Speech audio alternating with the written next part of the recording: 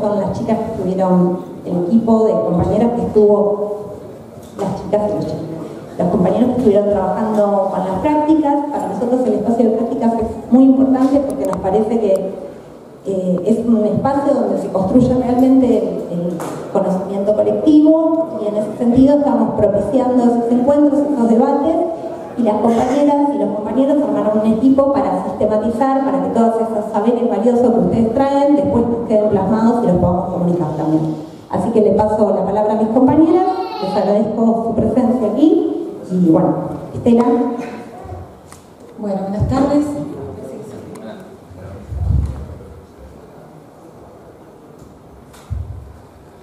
Buenas tardes, yo soy Estela Pereira, soy psicóloga social. Estamos trabajando en la Escuela de Formación de Cuadros Políticos con un equipo de psicólogos sociales y otros compañeros que integramos la mesa de técnicos y profesionales de generación intermedia de la agrupación La Néstor Kirchner de Guillermo Moreno. Estamos muy contentos con la participación activa de todos ustedes. Queremos que si tienen alguna sugerencia nos la traigan, que saben ustedes que estamos dispuestos a escucharlas y, bueno, en el caso de ser posible, ir implementando todas esas necesidades que ustedes han planteado. Nosotros los estamos acompañando, como dijo Daniela recién. El aprendizaje es una construcción colectiva de conocimiento y en eso es donde estamos trabajando. Tenemos acá en la primera fila a Fabiana Mafione, que ella también es la profesora de las clases prácticas. Nosotros trabajamos junto a ella, coordinando los grupos que conformamos después de su intervención. Bueno, le voy a pasar la palabra a mi otra compañera, que algo tiene para decirles. Hola, buenas tardes a todos. Mi nombre es Marisa. Como decía Estela, somos un equipo de psicólogos sociales que estamos trabajando juntos en la mesa de técnicos y profesionales en la formación de cuadros políticos. La idea es trabajar con la técnica de grupo operativo, después de los teóricos que estamos escuchando de la historia argentina que nos da el profesor Lettieri, al cual le agradecemos muchísimo, y a la docente Fabiana, que nos tira algunas estrategias didácticas muy interesantes para acercar la historia a nuestra vida cotidiana. El trabajo en grupo es muy rico, nos da muchos elementos, nos da la sensación de que ustedes tienen muchas ganas de participar, de comentar, de aprender, y eso a nosotros nos da elementos y estrategias para poder seguir elaborando las próximas clases. En estos 3 encuentros que tuvimos se trabajó muchísimo, así que nosotros vamos a seguir trabajando de esa manera, agradeciéndoles la presencia y tratando de también escucharlos y que traigan sus inquietudes para mejorar. Muchas gracias por estar acá y les paso con Justo. Bueno, también soy psicólogo social con mis compañeras, mi nombre es Justo. Notamos con mucha alegría que algunas compañeras y compañeros se sorprendieron cuando implementamos la metodología de cómo elegir los grupos, porque los amigos querían ir con los amigos. La idea es justamente que el grupo es amplio, que nos conozcamos todos, por eso es que un día implementamos colores, otro día números, otro día por zonas de diferente manera, para que justamente interactuemos todos con todos y que no sea un equipo de amigos, sino que todos vayamos compensando y creciendo en el conocimiento de la historia y de nuestra doctrina de manera conjunta. Edris. Buenas tardes con todos, mi nombre es Edris, soy psicóloga social. Bueno, mis compañeros creo que ya informaron el trabajo que venimos haciendo y ante todo quiero agradecer al profesor Lettieri y bueno, a todo el grupo de mesa de técnicos que nos permitieron estar acá presentes y trabajar con ustedes. Y bueno, las cosas que vamos captando también dentro de los grupos, creo es tratar de trabajar sobre los emergentes, ¿no?, que van suscitando y hacer una evaluación en cuanto a la participación de cada grupo. Bueno, eso es todo por ahora. Paso a mi compañera Estela. Bueno, lo que nosotros pudimos observar es que la mayoría está muy conforme con las dinámicas que implementamos en las prácticas. Como decía mi compañera, es bueno que también los que están haciéndolo por internet de vez en cuando puedan participar, para no perderse esta parte tan rica que estamos trabajando. Bueno, ahora va a venir el profesor Lettieri y los otros integrantes de esta noche a hablar con ustedes. Yo como cierre les voy a leer algo que es lo que nosotros consideramos, que en tiempos de incertidumbre y desesperanza es imprescindible gestar proyectos colectivos desde donde planificar la esperanza junto a otros. Por eso que la implementación de estas técnicas las traemos a cuento durante todas las clases. Nada más. Gracias.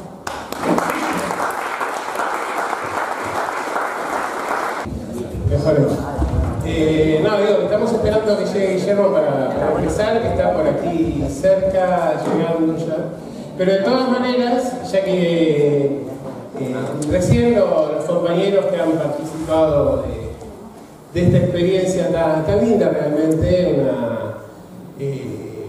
uno hace el balance de este primer módulo que hicimos, realmente fue algo que yo quería implementar hace mucho tiempo y que por distintas razones no costaba llevar adelante.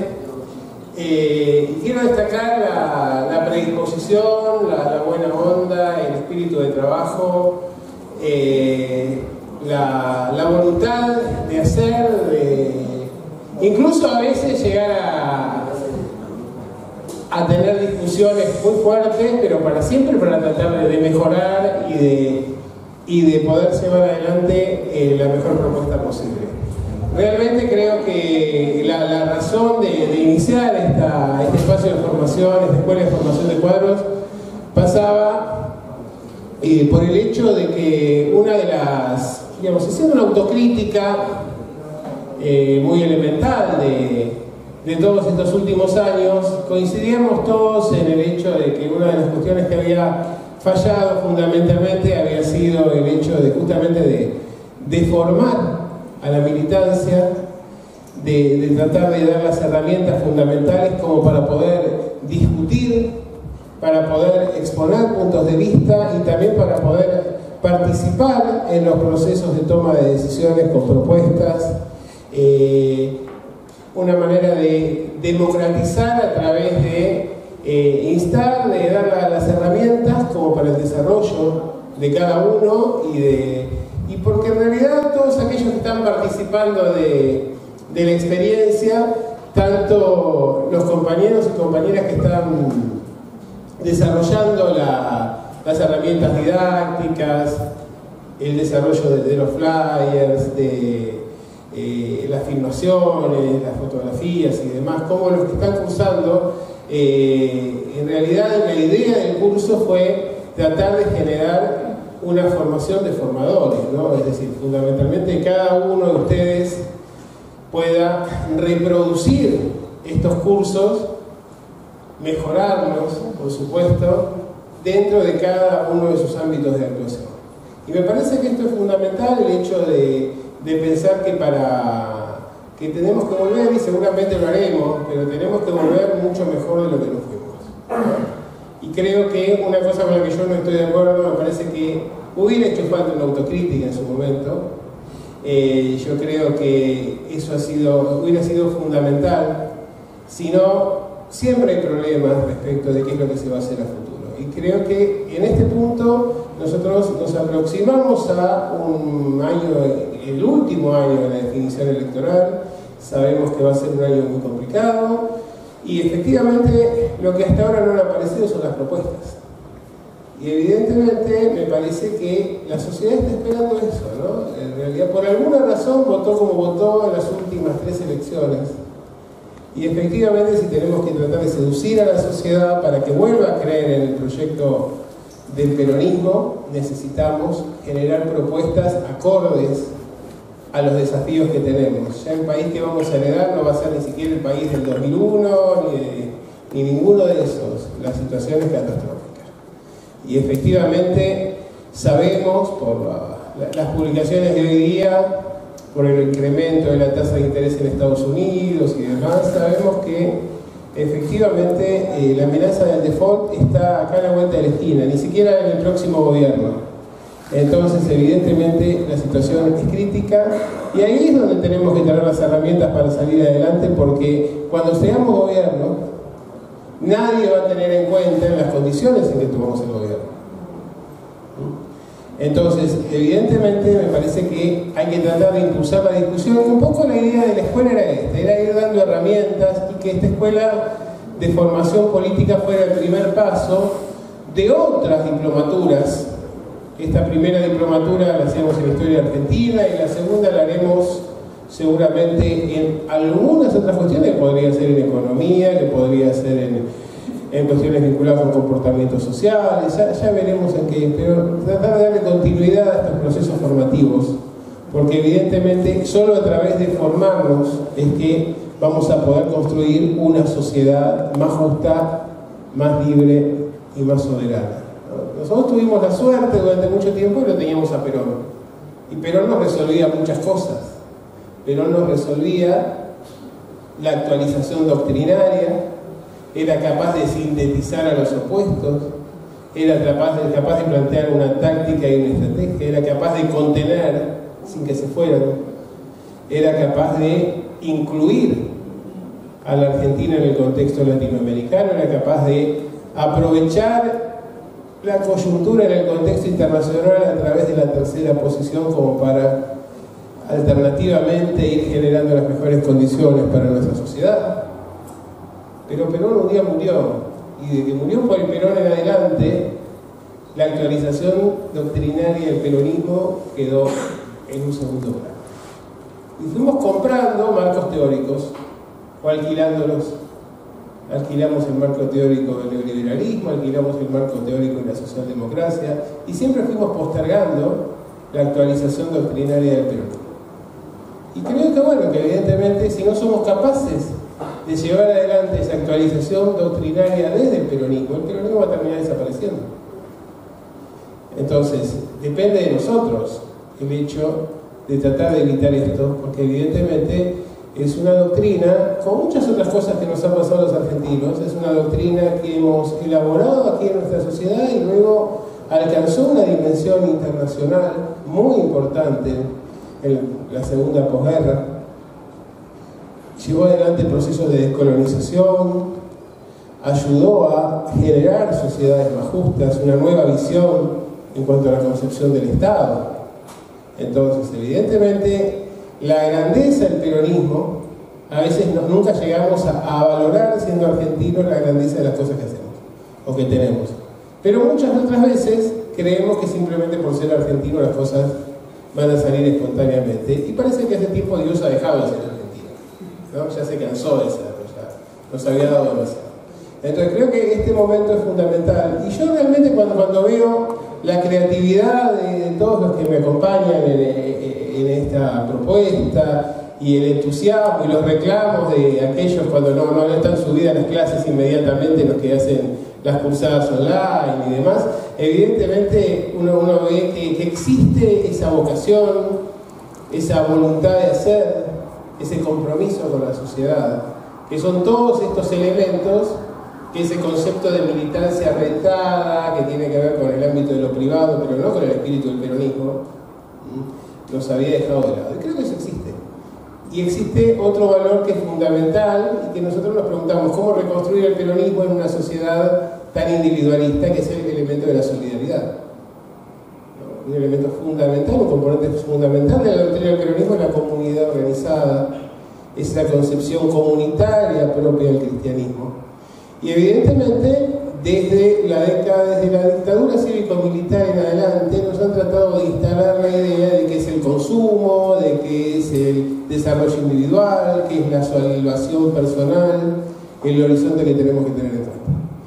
Y luego uno llega a los espacios de militancia y uno ve que, por suerte, quedan muchísimos jóvenes y muchísimos compañeros, jóvenes de espíritu, que todavía siguen teniendo ese espíritu de militancia, esa idea de que hay que trabajar para la sociedad, esa idea de imaginar un mundo mejor. Entonces realmente en un día con tanto calor y un día donde, qué sé yo, las variables económicas siempre nos asustan, el fin de año es inmediato, no sabemos a dónde se van a disparar los distintos procesos, que estemos todos aquí presentes, creo que de alguna manera es una forma de, no de resistencia, porque resistencia implica retroceder, y nosotros no tenemos que retroceder, nosotros tenemos que animarnos a tomar el poder. Creo que hay una cosa que tenemos que aprender de este gobierno y de otros gobiernos como este, y es que cuando están en el poder lo ejercen. Nosotros siempre ejercemos el poder con miedo, ¿no? Como si fuera algo pasajero.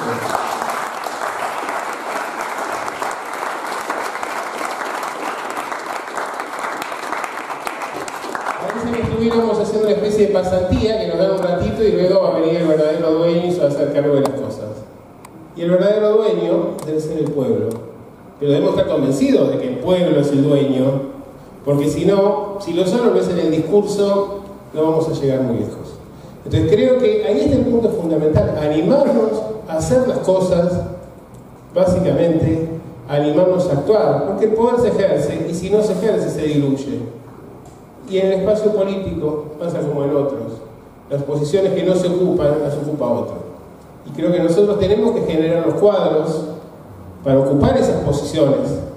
Y aquí tenemos, efectivamente, una agrupación que ha sido la que ha avalado y que le ha dado contención a esto, que lo tengo a Rodrigo, a los chicos, que es la Néstor Kirchner. Y qué nombre, ¿no?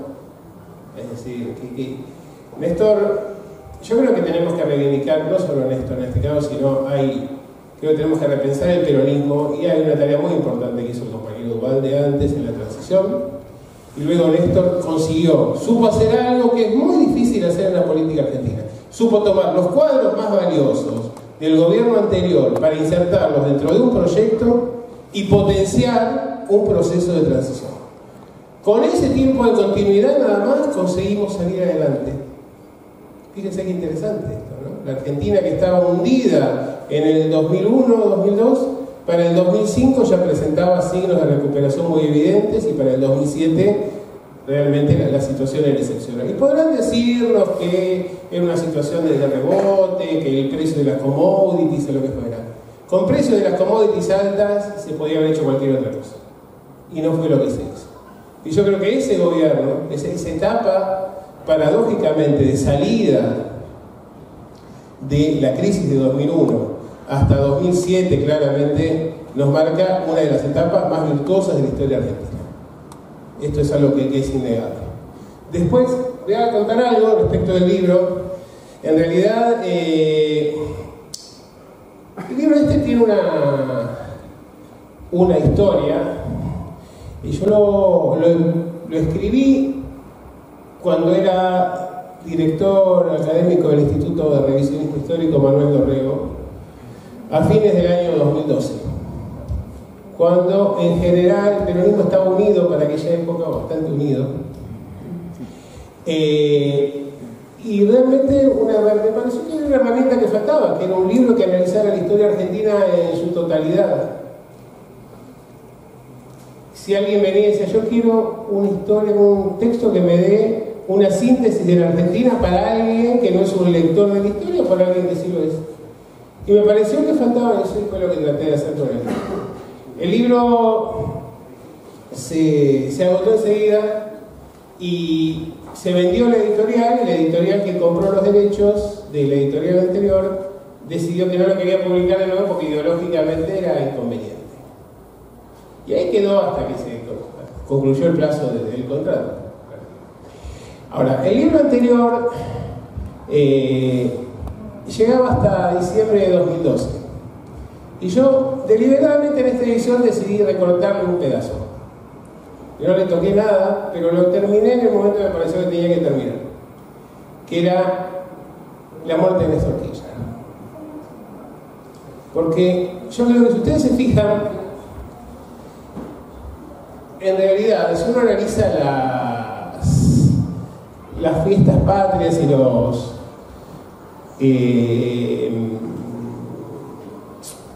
los próceres de nuestra historia, tenemos próceres que son indiscutados, es decir, que no son incuestionables, y otros que siembran la división. Entre los próceres incuestionables son aquellos que llegan hasta la sanción de la independencia, más o menos, que todos que han tenido actuación en ese momento. Entonces sabemos que lo tenemos a Belgrano, que lo tenemos a San Martín, etc. Luego empezamos a hablar de Argentina dividida. Entonces, ¿quiénes son los que están en el panteón oficial? Dependen de una disputa a ver quién consigue imponer su perspectiva ideológico-política. Entonces sabemos que naturalmente nosotros nos inclinaríamos por Dorrego, por Rosas, por los caudillos, por Perón, por Evita, etc. Y sabemos que otros no van a querer imponer a Sarmiento, a Mitre, etc. Me pareció que en este momento donde tenemos lamentablemente tanta fragmentación dentro del campo popular, avanzar después de 2010 resultaba un inconveniente. Porque yo creo que siempre el historiador tiene una responsabilidad. Y la responsabilidad que tiene el historiador, creo, fundamentalmente, es tratar de dar algunas pistas del pasado que puedan servir para construir el futuro, pero básicamente alentar la construcción de una sociedad democrática. Entonces, me parece que nadie hace historia de manera objetiva o que fuera. Todos tenemos nuestro punto de vista, lo que pasa es que tenemos que fundamentarlo. Y yo creo que la mejor manera de poder terminar un libro de historia en este momento es terminarlo en un momento donde reinaba la unidad y no en un momento donde empezó a generarse la división. Y esto no es por juicio de valor, no quiero hablar de responsabilidades, ni nada por el estilo, yo tengo mi punto de vista, pero no va por ese lado. Me parece que la contribución mayor que podemos hacer es demostrar cómo podemos tratar de hacer o cómo hicimos en distintos momentos para estar unidos y no cómo hicimos para estar divididos. Entonces creo que este era un elemento esencial y por eso le quité el último capítulo, tal vez en otro momento lo vuelvo a escribir, pero creo que en este momento era lo más adecuado. Y me parece que hay temas que son esenciales y que seguramente va a haber que desarrollar más. Hay perspectivas que vamos a tener que tener en cuenta, pero yo creo que siempre tenemos que pensar las cosas como provisorias y como disparadores, ¿no? Y evidentemente, digamos, sabemos que hay cosas que hicimos muy bien, sabemos que hay cosas que no hicimos tan bien, sabemos que hay otras cosas que hicimos bastante mal. Entonces, de las discusiones que tenemos nosotros, creo que debería salir siempre un programa, una propuesta, una participación, y no simplemente estar esperando a que otros decidan por uno, o que otros se arroguen el derecho a decidir por uno. Entonces, por esto me parece que cuanto más democráticos, cuanto más pluralistas, cuanto más participativos seamos, vamos a ser más peronistas. Y yo creo que peronismo, como decía Perón, no son solo los peronistas que se dicen peronistas, sino que peronistas somos todos. Y hablando de peronistas, aquí aparece quien es naturalmente el sinónimo de peronismo.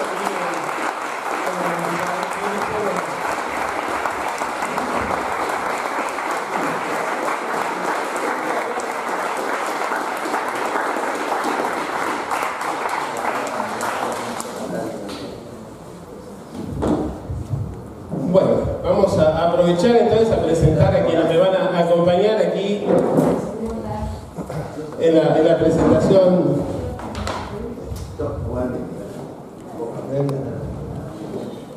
Bueno,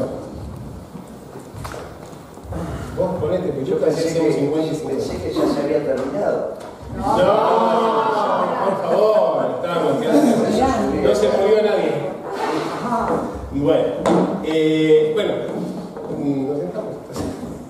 Bueno, tengo aquí, primero que nada empecemos por la dama, tenemos aquí a Lali, no sé si todos la conocen. Lali es la esposa de Julio, del compañero Julio de Vigo.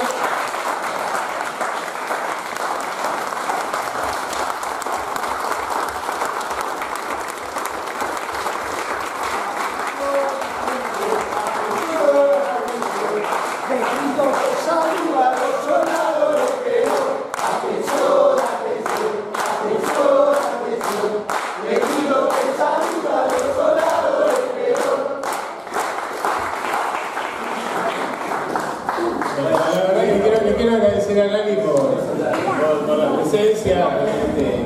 Bueno, siempre que la requerimos, temas periodísticos y demás, a pesar de todo lo que tiene que hacer y los constantes viajes que tiene que hacer, que esperemos que se terminen de una vez rápidamente y terminemos con una situación de injusticia de estas características, pero la tenemos aquí. A Rodrigo Rabanaque,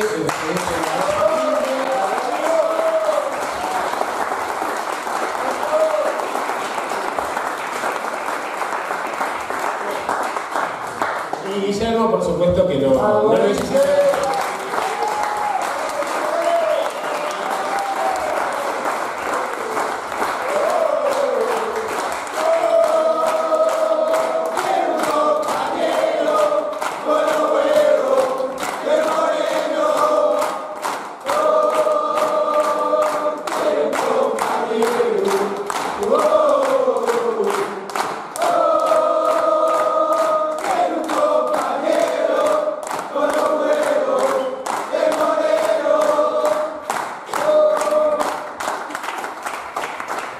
Bueno, empecemos aquí con Rodrigo.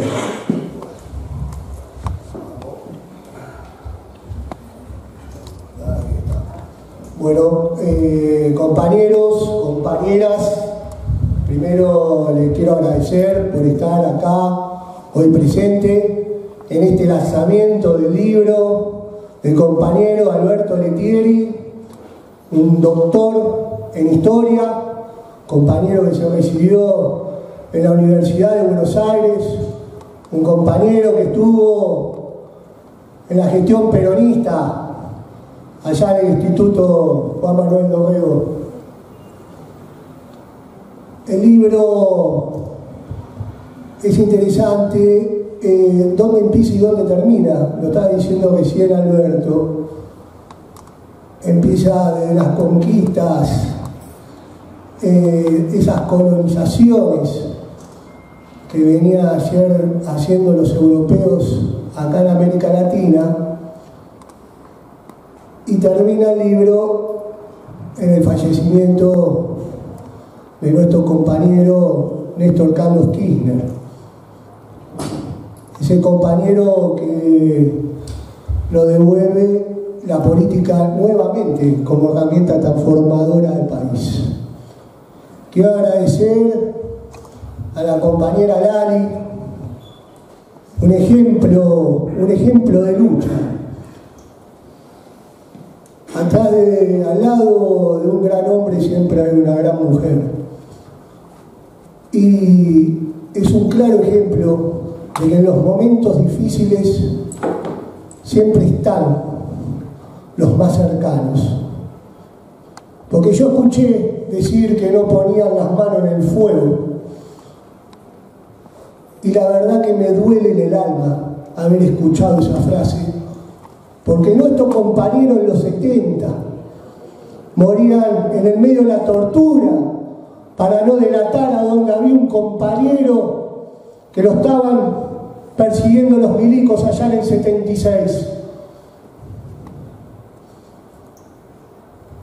Ese mensaje que no podemos nosotros hacer lo propio, nunca capitalizarlo, porque sería una de las faltas de respeto más grandes para nuestros compañeros en los 70, para esos compañeros que dejaron la vida por el querer cambiar el proceso del país. Quiero agradecer a Guillermo Moreno, este hombre que nos junta a cada uno de nosotros. Y yo siempre digo que nosotros sí tenemos la posibilidad de decir lo que pensamos, porque llevamos un chaleco moral, y es este hombre el que nos da ese chaleco moral. A nosotros no nos vienen a correr de la casa de gobierno con estos cuadernillos reprobables, ni tampoco nos vienen a decir el patria qué carajo tenemos que decir. Por eso necesito cuadros políticos, compañeros. Cuadros políticos que le sepan decir a nuestros dirigentes cuando se están equivocando. Porque no nos vamos a olvidar tampoco de esos compañeros que cuando allá el general Perón era el presidente de todos los argentinos en el segundo mandato, tuvieron los huevos suficientes para renunciar a su banca de diputados y le cantaban desde la Plaza de Mayo: ¿qué pasa, general? ¿Qué pasa, general? Que está lleno de gorilas el gobierno nacional. Y el general Perón era el presidente de los argentinos. Algunos dicen que los echaron, otros dicen que se fueron. Y vuelvo a repetir esa frase, que no me voy a meter en esa interna entre izquierda y derecha, porque ya se terminó esa discusión. Por eso el peronismo ha evolucionado. Necesito cuadros políticos, porque los cuadros políticos son los únicos que pueden salir a defender este modelo nacional y popular que no tiene nombre ni apellido. Porque nosotros no votamos hombres y mujeres, votamos un proyecto de país. Un modelo nacional y popular que nació en el 43 y que Néstor Kirchner nos devuelve ese gran modelo nacional y popular que nace desde el movimiento justicialista. Por eso, ustedes tienen que entender que el único heredero de ese modelo nacional y popular es el pueblo argentino. Nosotros somos circunstanciales, compañeros. Hoy estamos y mañana no estamos más. Se fue el general, se fue Evita, se fue Néstor Carlos Kirchner. Y si creemos que el modelo nacional y popular se vaya al ataúd con un mortal, estamos totalmente equivocados. Por eso necesito cuadros políticos que me garanticen la continuidad de este modelo nacional y popular, que es ese gran escudo que tiene el pueblo para enfrentar a la oligarquía. Compañeros, la política, como la iglesia, como el hospital, como la comisaría de barrio, son instituciones y son tan necesarias para la civilización, para un pueblo. El problema no son las instituciones, el problema es quiénes son los que manejan esas instituciones, para bien y para mal. Para mal es una gran herramienta que puede destruir y mucho, y para bien puede ser como una mano que se abre hacia la solidaridad, y esa es la política.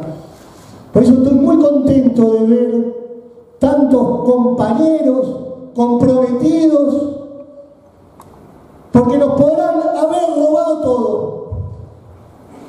Hoy nos quieren denigrar y nos quieren poner de rodillas. Pero lo único que no nos pudieron robar es la política, es la discusión, es el debate, es el análisis. Por eso ya no vamos a tolerar más que nos vengan a decir que vienen a bajar línea, que la jefa dijo. Porque si estamos como estamos, a través de las malas decisiones políticas, nos llevan a tener un gran costo que hoy está pagando el pueblo argentino. Porque en el 2015 tuvimos un candidato, fue un candidato elegido por ese gobierno nacional y popular, y estaban en duda si lo apoyaban o no lo apoyaban, si eran de Riñón, si no era de Riñón, si estaban en el círculo rojo, si era un hijo de puta. Y ese compañero fue el vicepresidente de Néstor Carlos Kirchner, fue 2 veces gobernador de la provincia de Buenos Aires. En la 125 puso la cara. Ese es el compañero que acompañó a Néstor Carlos Kirchner como testimonial, como candidato testimonial. Pero en ese momento no era lindo, no olía bien. Pero después en el 2017 lo vi en la lista de Unidad Ciudadana. Yo quiero saber qué es lo que está bien y lo que está mal. ¿Quién es el que dice si sos feo o sos lindo? Moyano, después de la muerte de Néstor Carlos Kirchner, ese compañero que acompañó a Néstor hasta los últimos días de su vida, tuvo una diferencia con la que dicen que es la jefa. Y como muchos otros compañeros, empezaron a ver que ya no eran más contenidos desde este lado y empezaron a buscar en otros espacios lo que no contaban acá. Hubo una horda que se encargó de dividir al peronismo y en el 2013 agarró de la mano al progresismo y lo instaló. Claro, Moyano en el 2015 lo veo que se saca una foto con Macri. Claro que estaba enojada con Cristina, porque también no nos olvidemos que cuando fallece el hijo de Hugo Moyano, la señora no levantó el teléfono para dar el pésame. Como también la he escuchado a la compañera Lali, que le duele en el alma que en este momento difíciles tampoco haya levantado el teléfono para darle su apoyo, sabiendo que su compañero de vida está en la mazmorra de la oligarquía. Claro, ¿quién dice que está bien y lo que está mal? Claro, ahora Moyano se juntó con Cristina y es un revolucionario. Felipe Solá, la 125, estuvo en contra. Y en las dos gestiones de Cristina le tiró piedra a no más poder. Y hoy se juntó con Cristina y es un prócer. Mirá vos. Yo quiero saber qué es lo que está bien y lo que está mal. ¿Quién es que lo dictamina? Por eso dejemos de señalar con el dedo a los compañeros, muchachos. Hay un solo enemigo y esa es la oligarquía. Y acuérdense, si para hacer política y estar en la gestión hay que meterse con los intereses de diferentes sectores económicos, tienen que entender los que dirigen que mañana va a haber un costo. Es como cuando gana Boca por varias temporadas y después gana River, muchachos. Pero cuando está la oligarquía y cuando están estos sinvergüenzas, es claro que cuando te metes con diferentes sectores económicos va a haber un costo. Pero si no nos queremos hacernos cargo de ese costo y tenemos que dejar que el pueblo argentino pague ese costo, estamos equivocados. Porque si estamos buscando los fueros, porque creemos que a nosotros nos pueden agudillar porque nos meten presos, no. Tiene que ser un orgullo estar preso en este gobierno oligarca. Porque cuando salgan los compañeros, porque cuando vuelva el peronismo, va a ser como ese 25 de mayo del 73, cuando los trabajadores y los estudiantes y el movimiento obrero organizado fueron a buscar a los presos políticos en Devoto. Nosotros los vamos a pasar a buscar por el 6 de Marcos Paz y van a ser esos compañeros que van a estar al frente para volver a darles los días más felices, los años más felices que tuvo siempre el pueblo, que fue el peronismo. Compañeros, compañeras, termina el año que viene es un año muy difícil. Si creen que nos van a dividir, están especulando.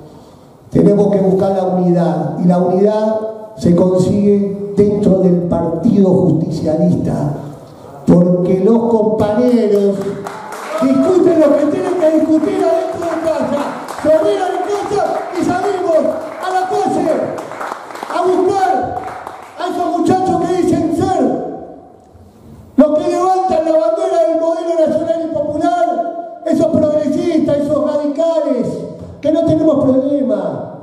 Tienen que ser parte del frente, y si somos tan generosos hasta metemos a esos compañeros que sean parte del frente aunque no tengan un solo voto, no tenemos problema.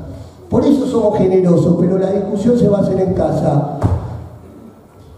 La bandera del peronismo son como las banderas de los barcos frente a los vendavales.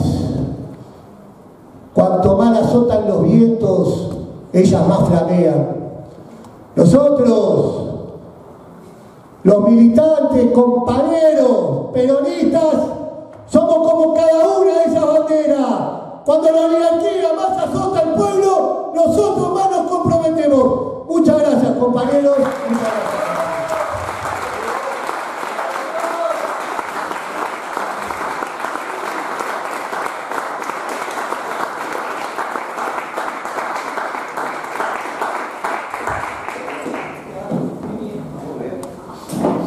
Muy bien.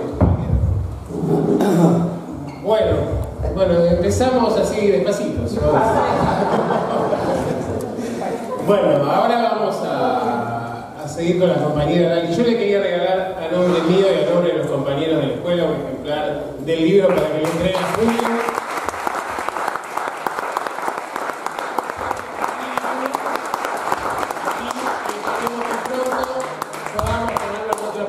Del libro de manera presencial. Adelante. Gracias, Rodrigo, Alberto, Guillermo, compañeros. Gracias por invitarme a acompañar esta presentación de este nuevo libro, revisado y corregido, porque en realidad sacar un capítulo es corregir un libro. Los libros de historia son de los que más le gustan a Julio, así que bienvenido el regalo, muchísimas gracias. Creo que la historia es para revisarla, para repensarla, para volver a conocerla, no para solapearla como hace nuestro presidente lamentablemente. Él no conoce de historia, no le importa tampoco, él vino a otra cosa. Yo rescato del libro, porque estamos en la presentación de un libro y quiero mencionar algo que me impactó y fue cuánto le dedicaste, Alberto, a la etapa en la que Néstor Kirchner autolimitó sus facultades constitucionales para la designación de los miembros de la Corte Suprema de Justicia de la Nación. Ese fue un gesto de institucionalidad con mayúscula, un gesto que muchos estábamos necesitando, esperando, y cuando llegó nos dio como una tranquilidad. Y fíjense qué diferencia, ¿no? Porque cuando llegó el presidente Macri hizo dos cosas que para mí son un grotesco. Primero, obvió el decreto 222, que es el decreto por el cual autolimitó sus facultades de Néstor Kirchner para designar a la Corte, y propuso 2 miembros nuevos para la Corte Suprema de forma absolutamente irregular. No solo irregular por la forma de designación, sino irregular porque después estuvo casi 2 meses hasta normalizar un procedimiento que permitiera la transparencia suficiente como para conocer los antecedentes de estos futuros magistrados. Y la verdad que entre los antecedentes de estos futuros magistrados, y Guillermo no me va a dejar mentir, tenemos uno que es el doctor Rosenkrantz, que hoy preside la Corte Suprema de Justicia de la Nación, que fue quien organizó lo que se llamó la Asociación para la Defensa de la Competencia, que fue una organización de la sociedad civil, una fundación creada por el Grupo Clarín para oponerse sistemáticamente a todas las medidas de gobierno durante 12 años. Todos los amparos que se presentaron contra las decisiones de gobierno tenían la firma de la Asociación para la Defensa de la Competencia. Y recuerdo que me tocó en el año 2008/2009 revisar a ver quiénes eran los integrantes de esta asociación. Y eran justamente el equipo de abogados del Grupo Clarín, que, oh sorpresa, además, hacía más de 10 años que no presentaban sus balances en la IGJ. O sea, nosotros también, en cierta forma, convalidamos la actuación de alguien que impedía sistemáticamente gobernar. El Grupo Clarín fue también, y la Asociación para la Defensa de la Competencia, quien presentó el amparo cuando Julio De Vido puso en vigencia la ley de medios, quitándole al Grupo Clarín Fivertel. Ustedes se acuerdan que cuando se fusiona Cablevisión con Fivertel S.A., ellos se quedan con la licencia para operar de forma irregular. Entonces la Secretaría de Comunicaciones emite la resolución 100 que convalida el Ministerio de Planificación y le quita la licencia.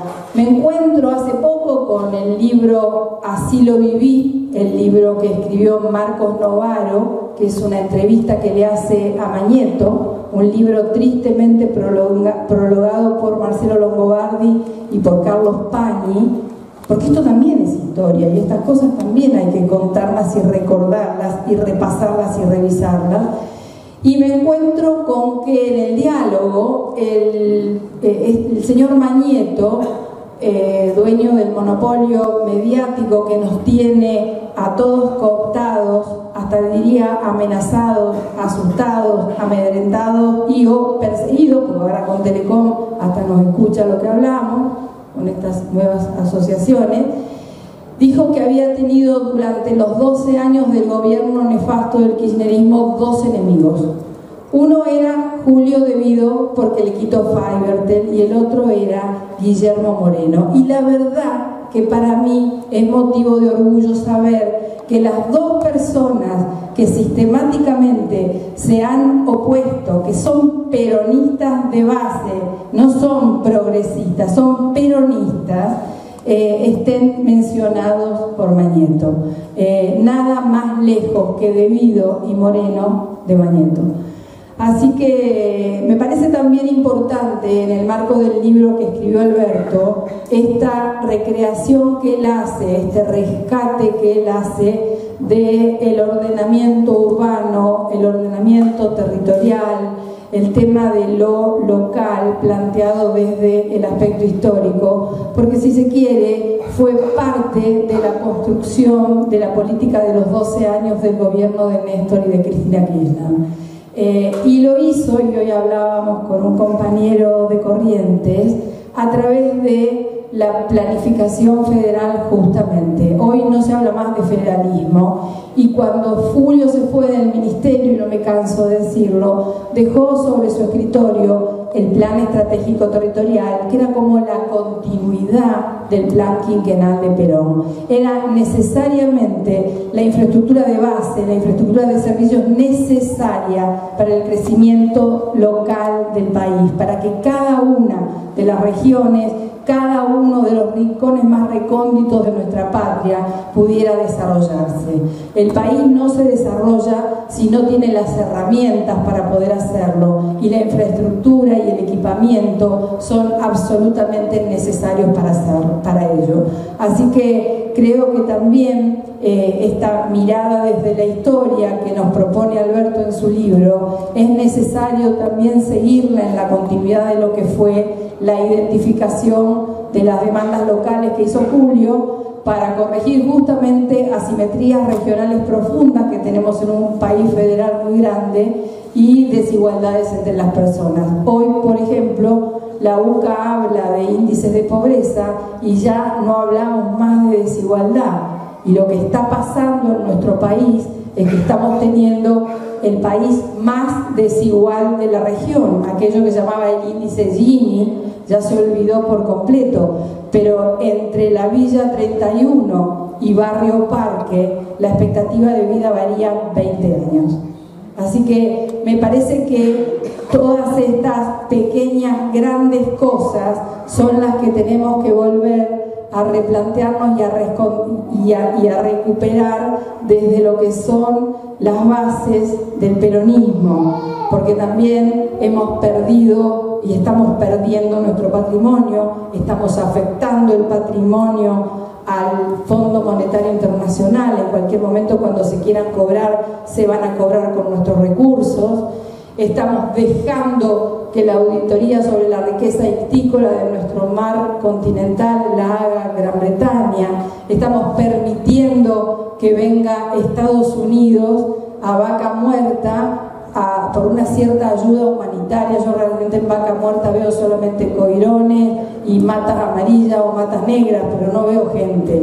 Entonces, todo este verso que tan lindo nos venden los medios, tenemos que contraponernos con la realidad de lo que se hizo. Lamentablemente, somos pésimos comunicadores cuando nos toca hacer gestión, porque nos preocupamos por la gestión durante el gobierno, pero no comunicamos y no contamos. Yo creo que la etapa que viene y la etapa que nos toca ahora, en el tiempo que queda, más allá de lograr la unidad, es también para trabajar la memoria histórica y la recreación de cada uno de los hitos de los que nos debemos sentir orgullosos de lo que pasó en nuestro país. Porque Julio, cuando cumplió 100 días preso, hizo un checklist, como una listita de 43 obras emblemáticas y dijo: yo estoy preso por esto, además de por haberle quitado el correo argentino a Macri y hacerse de su gran negocio, y Fivertel al Grupo Clarín. Se ganó los peores enemigos, pero en realidad nosotros tenemos que ver qué pasó, por lo menos con los 43 temas, problemas emblemáticos que tenían solución en este país, muchos de los cuales no se continuaron. Y Julio sobre su escritorio dejó las acciones a corto, mediano y largo plazo que debían ejecutarse para poder terminarse la central térmica de Río Turbio, para poder lograr Atucha 3 y 4, para poder inyectar energía al interconectado nacional, para poder continuar con la fibra óptica que hoy está en manos del Grupo Clarín, para todas las ARSAT, para todas las cosas que hoy sabemos que están usufructuando los privados, explotando económicamente con su plan de negocios por el que vinieron a destruir el país. Así que me parece que tenemos que poder recrear eso como plataforma política y tenemos que poder impedir que siga saqueando el país y en lo posible que traiga la plata que tiene fuera del país para resarcirnos a todos los argentinos del daño que nos hizo.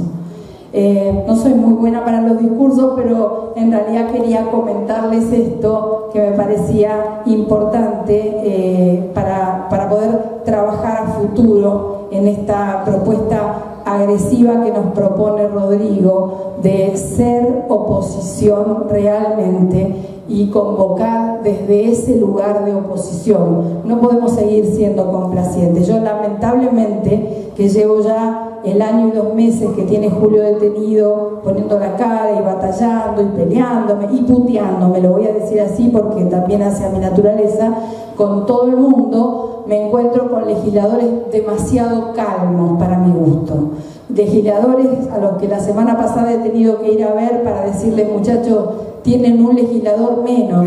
Tuvieron justamente el legislador que faltaba para tratar el tema tarifario, es Julio De Vido, no lo pudieron sustituir por otro porque lo desaforaron y ustedes no están haciendo nada. Nadie hizo un seguimiento del desafuero irregular de Julio como para hacer una revisión posterior. Permitieron que el juez haga lo que hizo. Estuvo 1 año haciendo nada en el expediente y recién hace 20 días dispuso que se hiciera la pericia contable en la causa ICRT, que lo tiene detenido porque la otra se cayó porque el perito Cohen era trucho.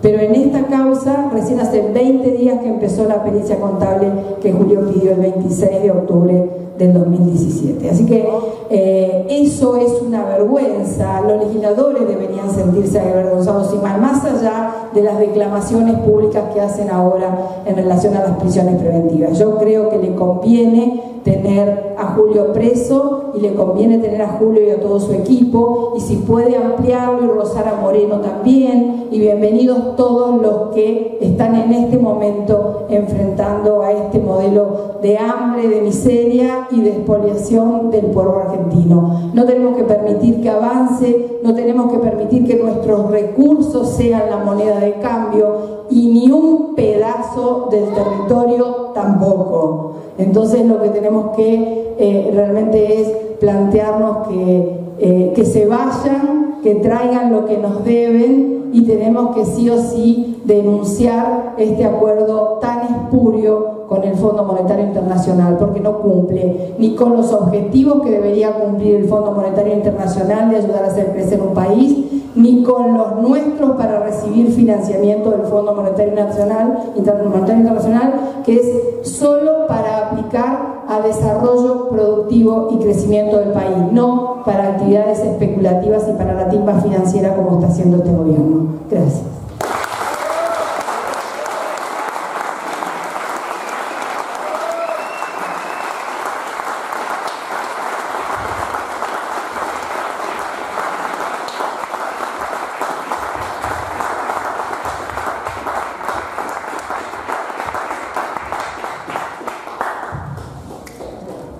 Bueno, ¿qué más decir, no? Respecto de todo lo que nos comentó Lali, y como decía aquella canción, mujeres son las nuestras, ¿no, compañeros? ¿No la saben la canción?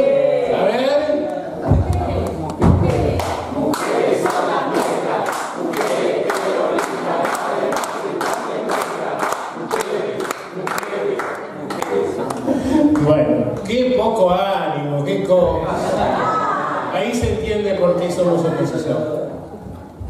A ver si levantamos un poco el espíritu. Y para levantar el espíritu, bueno, acá tenemos a la derecha al compañero Guillermo Moreno.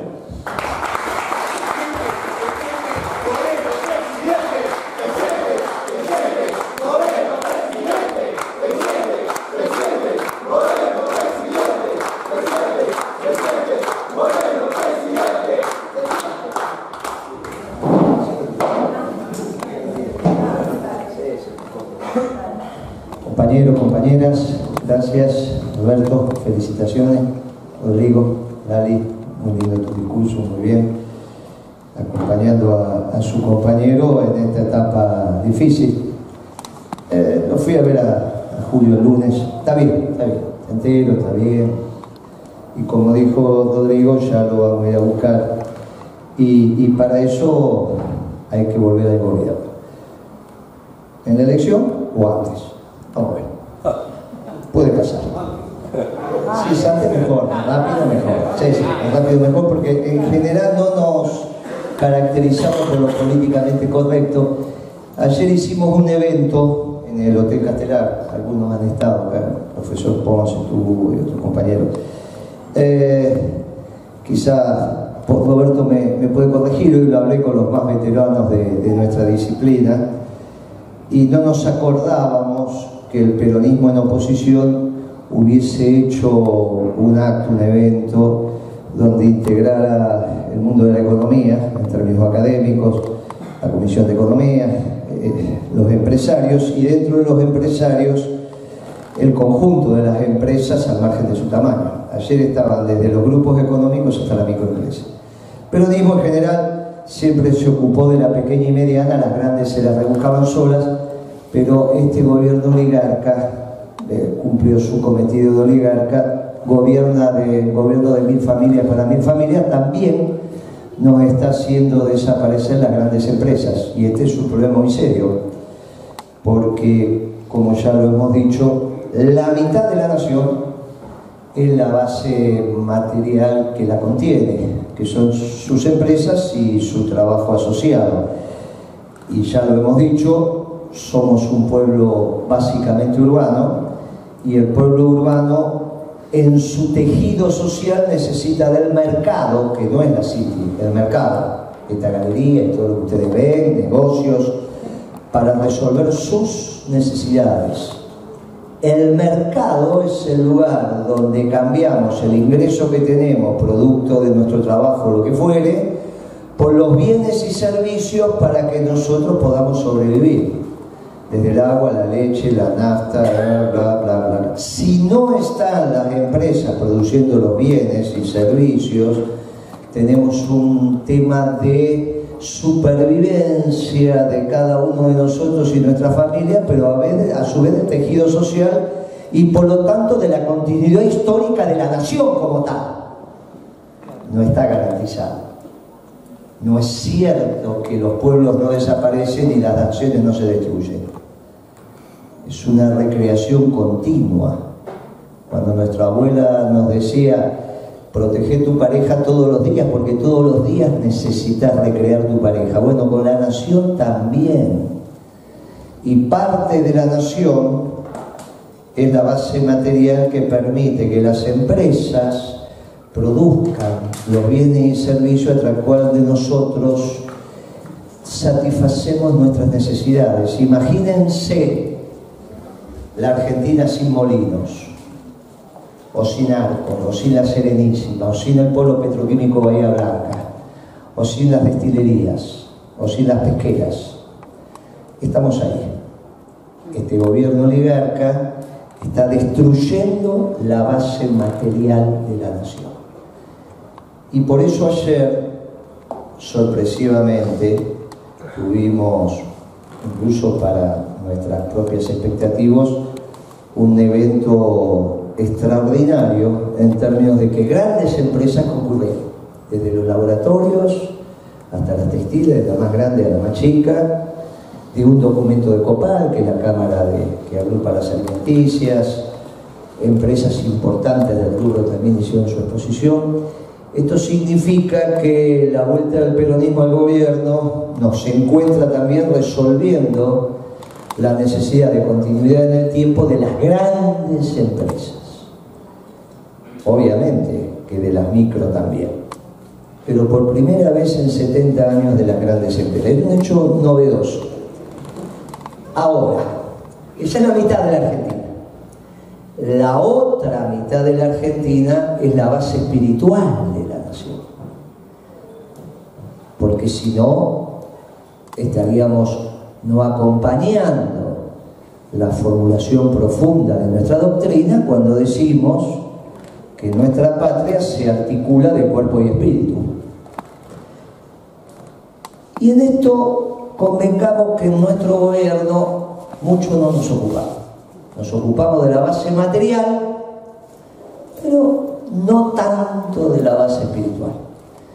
Por no ocuparnos tanto de la base espiritual, es que finalmente la mayoría de los sectores religiosos organizados como tal terminaron votando a Cambiemos.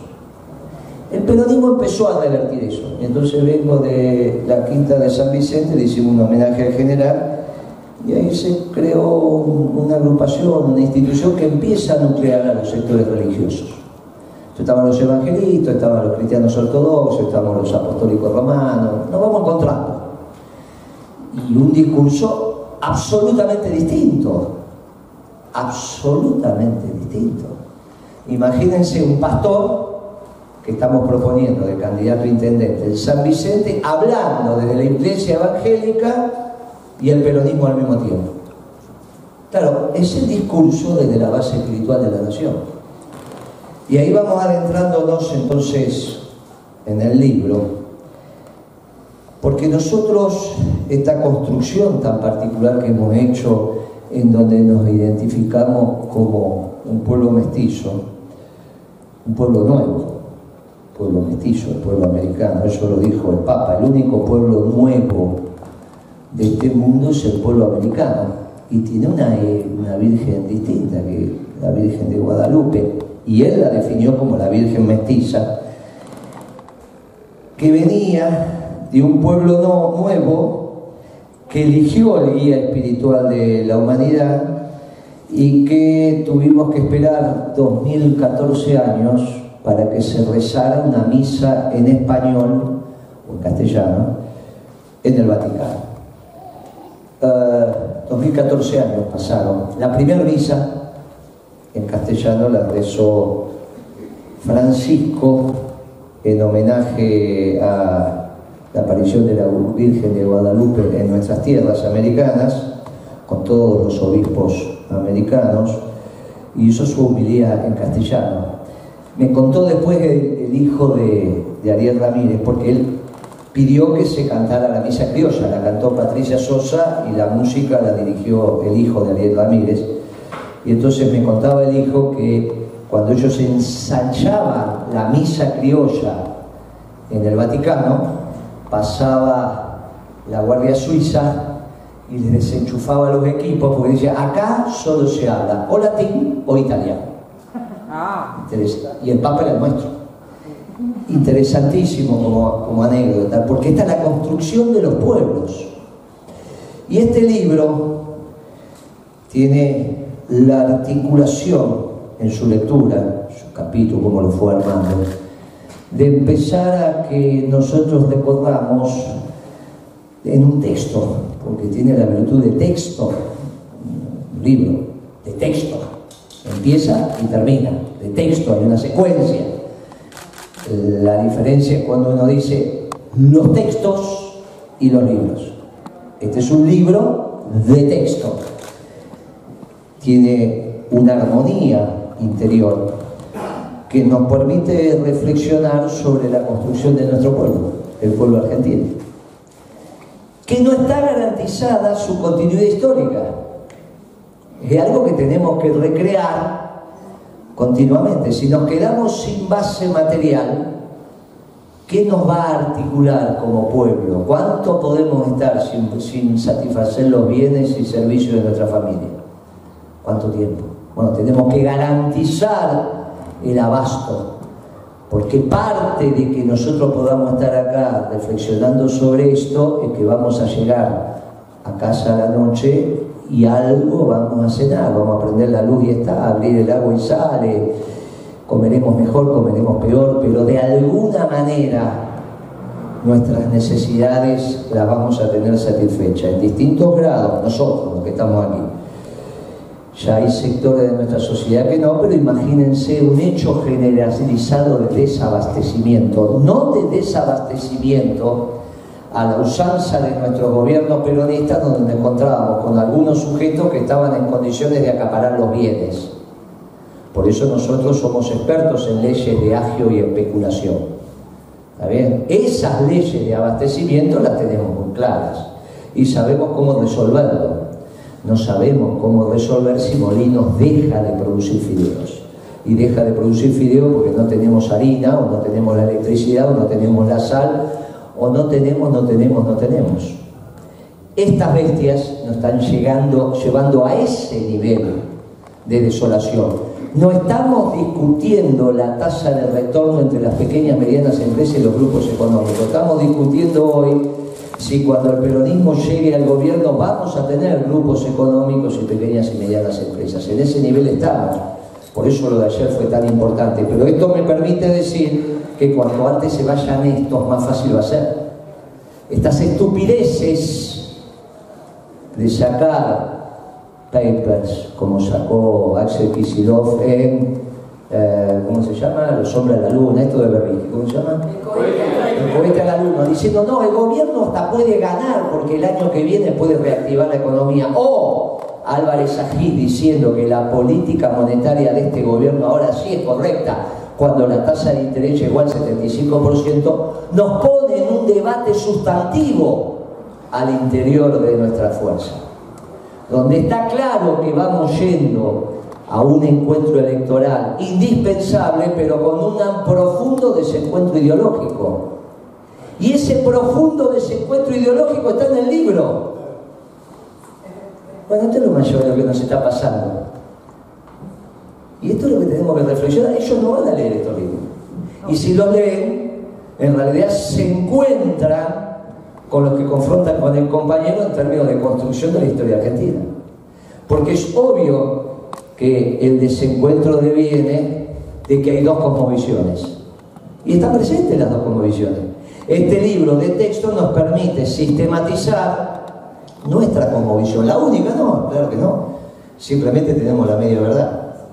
No somos nosotros los que decimos que tenemos la verdad. Nosotros decimos que tenemos la media verdad y desde nuestra cosmovisión tenemos un libro de texto que nos ayuda a comprender la formulación de nuestro pueblo como tal.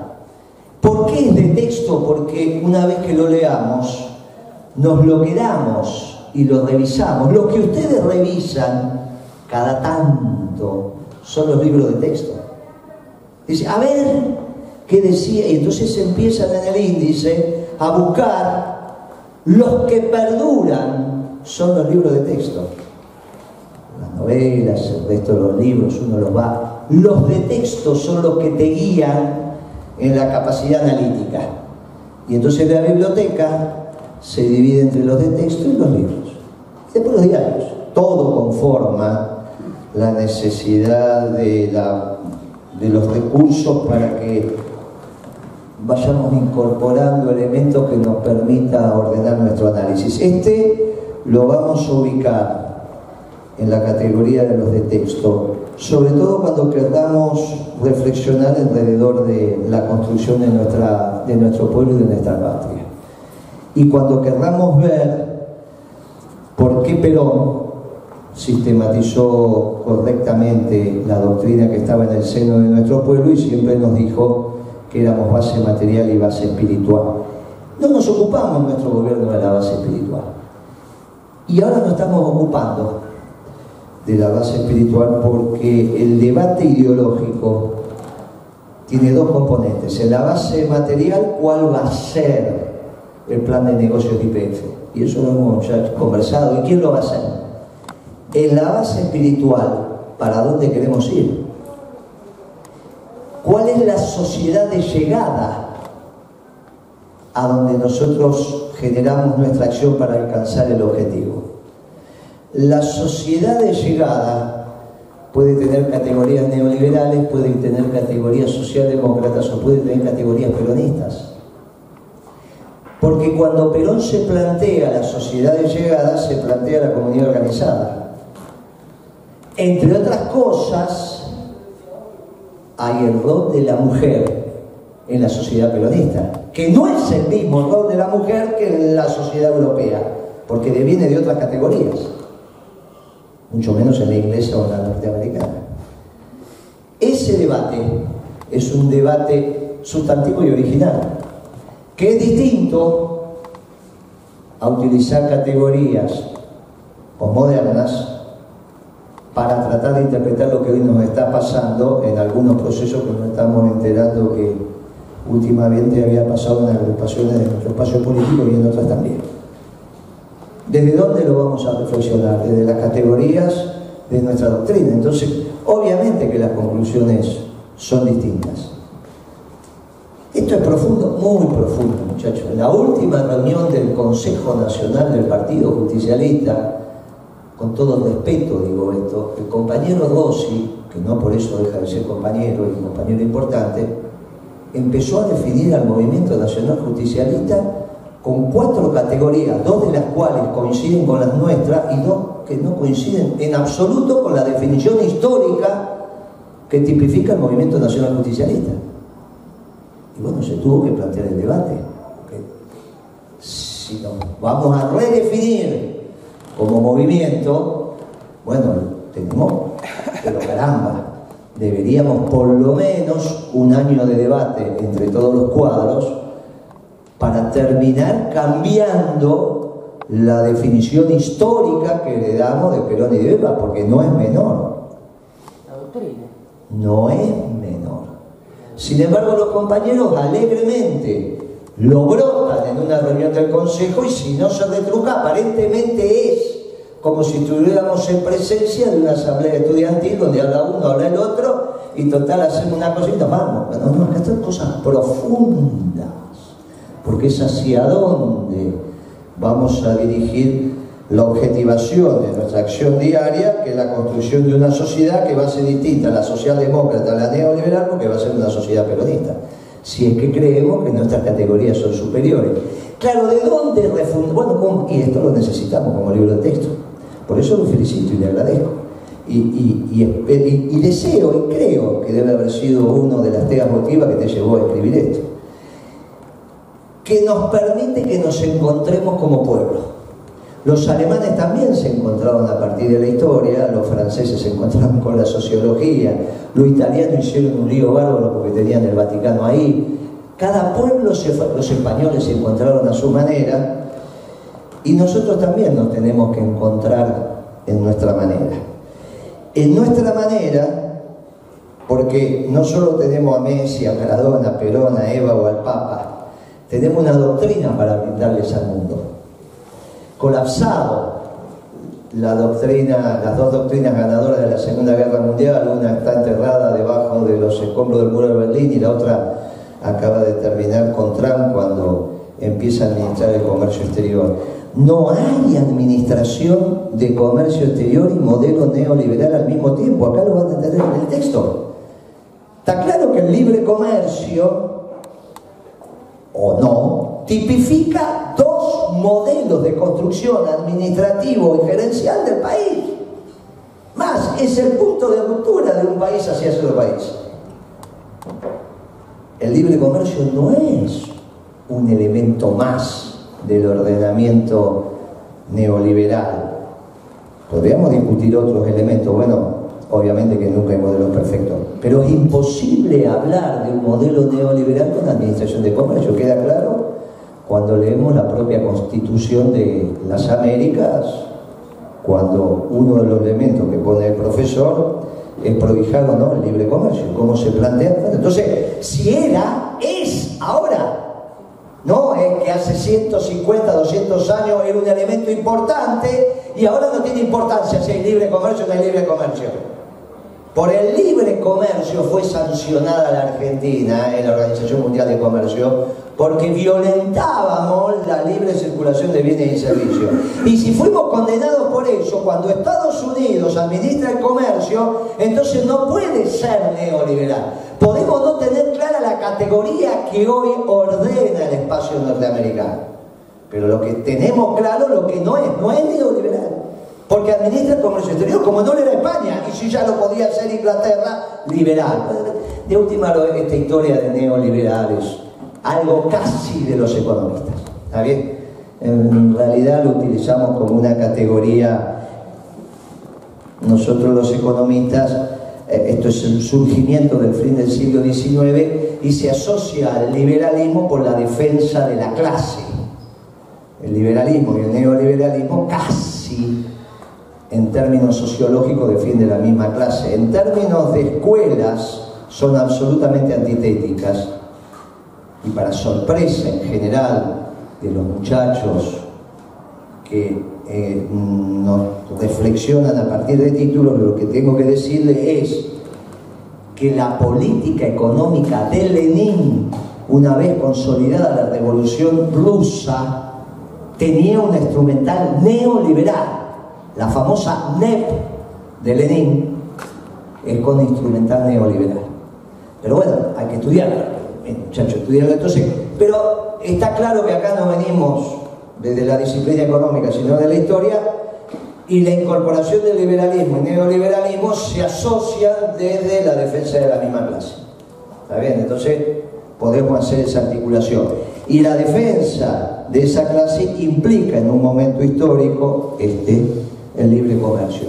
Si la clase dominante norteamericana repudia hoy el libre comercio, está claro que no estamos en un mundo neoliberal. Y si Estados Unidos no conduce el mundo neoliberal, no hay nadie que lo pueda conducir porque no está. No hay ninguna potencia que esté en condiciones de conducir lo que Estados Unidos no conduce. Esto también es importante. No es que el neoliberalismo lo puede conducir cualquier país. O lo conduce Estados Unidos o no lo conduce nadie. No es que la conducción de Estados Unidos puede ser reemplazada por la de Alemania.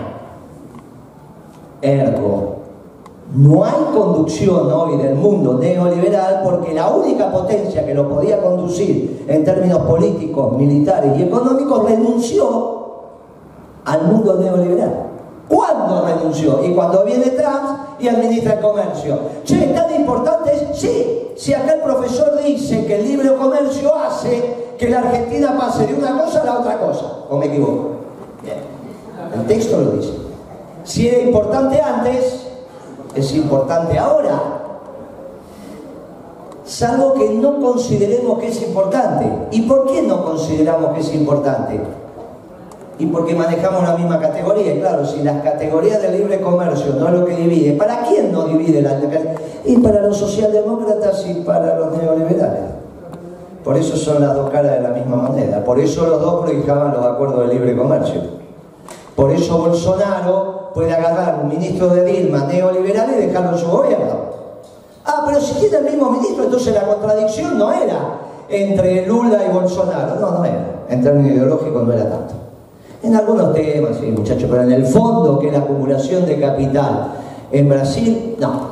Por eso Dilma y Bolsonaro pueden, incluso en términos personales, mantener al mismo ministro. Y esto es muy interesante. Tan interesante como que los progresistas de nuestro país, que hoy están pululando alrededor de Patria y compañía, son los mismos que continuaron con el plan de convertibilidad de Menem. Si Menem era neoliberal, el Frepaso, que integró la alianza con los radicales, también. Pero no tan contundente que siguió con el plan de convertibilidad, sino que Chacho Álvarez, en el límite del plan de convertibilidad, lo fue a buscar a Caballo. Ya no era vicepresidente, pero él cuenta que en esa es cuando Caballo fue ungido ministro de Economía, él lo fue a buscar, lo convenció, lo llevó al libro. O sea que no solo continuaron con el plan, sino con los actores. Por lo tanto, queda una vez más demostrado que son las dos caras de la misma moneda. Y con ello estamos confrontando. Ideológicamente vamos a incorporar el mismo frente electoral, no hay ninguna duda. El frente, por eso vamos en un encuentro electoral con un desencuentro ideológico, porque la patria que estamos buscando son distintos y por eso los principios y valores son fundamentales para nosotros.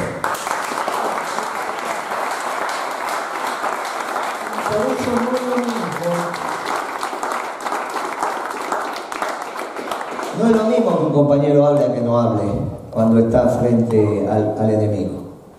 No es lo mismo. No es lo mismo Barata que le dice, si usted denuncia debido, sale hoy, y él diga que no, a que el que dice que sí y denuncia. No es lo mismo. Si no nos estamos equivocando, no entendemos para qué hacemos política. No es la bolsa de trabajo.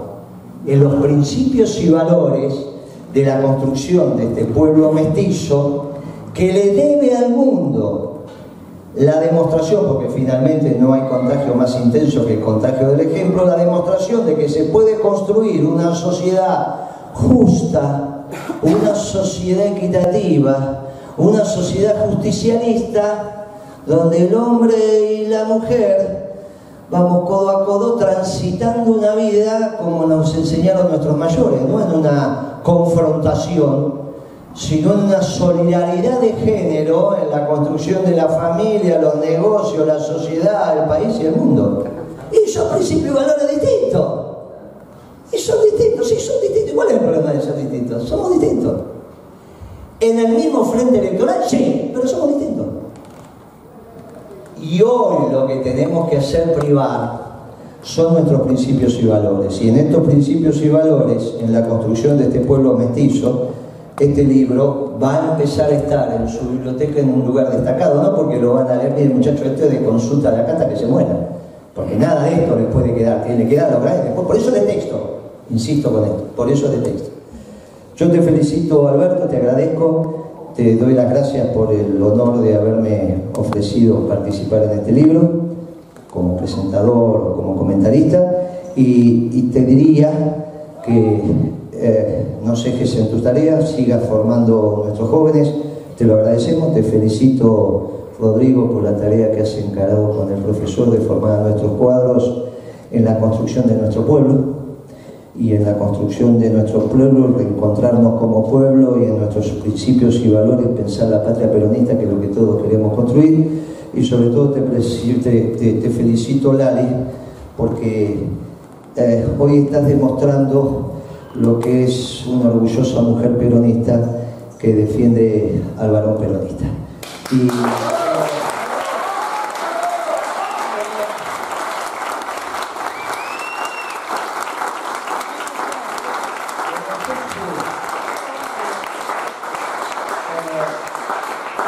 lo que dijo Lali, que Mañeto dijo que tenía dos enemigos, a uno ya lo tiene adentro, al otro lo tiene acá hablando, pero no sé cuándo voy adentro. Lo que y puede pasar, no es que no puede pasar, puede pasar, porque la vida es así, la política es así. Lo que sí les aseguro que tanto Debido como Moreno entra a la cárcel cantando la marcha peronista y vamos a salir cantando la marcha peronista, porque son...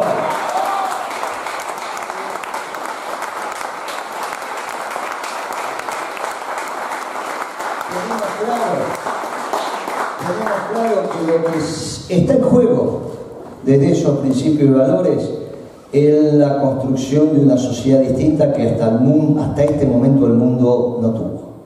Y nuestra responsabilidad es construirla para que sirva como ejemplo para todos los pueblos del mundo. Y parte de la construcción de esa sociedad lo tenemos en este libro de texto. Así que muchas gracias.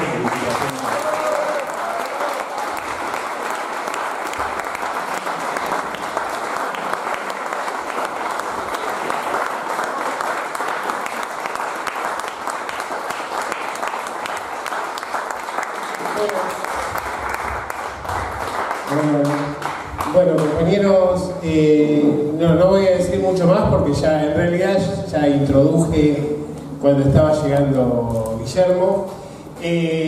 Sí quiero agradecer la presencia ahí de mis dos secretarios, que son mis dos hijos.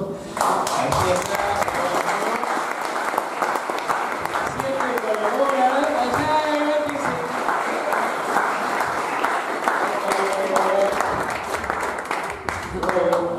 tan tímido soy, no quiere.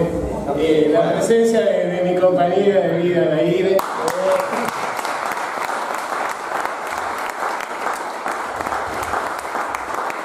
Yo creo, compañeros, que realmente cuando escribí el libro, más que nada, bueno, pensé en ellos, pensé en los jóvenes, pensé en el futuro.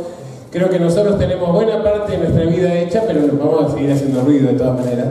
Pero, básicamente, el tema es tratar de transmitir una experiencia de vida, ciertos conocimientos, porque en realidad lo que más me duele como historiador, como militante, como argentino, es el hecho de que si ustedes leen el libro van a ver que esto que pasa hoy en día viene pasando desde hace mucho tiempo.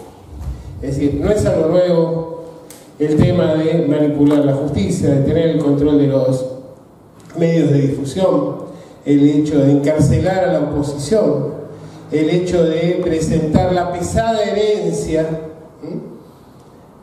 como, digamos, la justificación de todo aquello que se hacía, porque el liberalismo nunca tuvo nada para ofrecerle al pueblo. El hecho de que no eran errores los procesos de saqueo, de empobrecimiento y de exclusión, porque el propio Vicente Fidel López decía, el libre cambio es un sistema muy apto para quien ya ha desarrollado la industrialización, porque lo que garantiza es la reproducción ampliada de la desigualdad. Pero aquellos países como el nuestro, que estamos en una situación incipiente, debemos recurrir al proteccionismo. Lo dijo una vez sola Vicente Fidel López, en medio de una crisis. Luego el liberalismo retomó el libre cambio. También la enseñanza de Perón, cuando nos dijo que están los nostálgicos del 43 y que teníamos que estar muy alertas, y que el enemigo no era el enemigo frontal solamente, aquel que se identificaba como enemigo, sino que teníamos que tener mucho cuidado con aquel que se disfrazaba de amigo para venir a destruir nuestro espacio. Y la historia de Argentina ha dado muchos ejemplos de esto. Desde un Urquiza, que se constituyó en el instrumento para el derrocamiento de Rosas, un Rosas que venía de vencer a las dos principales potencias del planeta. Lo que no pudo hacer Inglaterra y Francia, lo hizo la traición. Lonardi, que quería construir el peronismo sin Perón. Y así los ejemplos son realmente ilimitados. Por eso digo, tengamos mucho cuidado con esto. Perón nos dijo, con los buenos solo no alcanza. Pero no le demos la conducción a los otros, compañeros. No seamos estúpidos.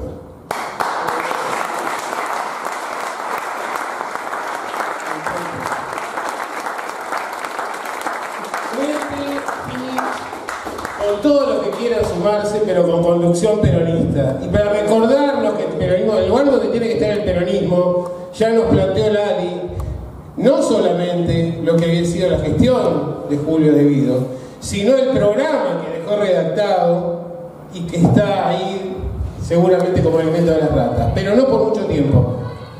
Es nuestra obligación hacer eso, y para recordarnos la consecuencia con la lucha del peronismo, lo tenemos aquí a Guillermo, que claramente hace docencia constantemente a través de sus intervenciones.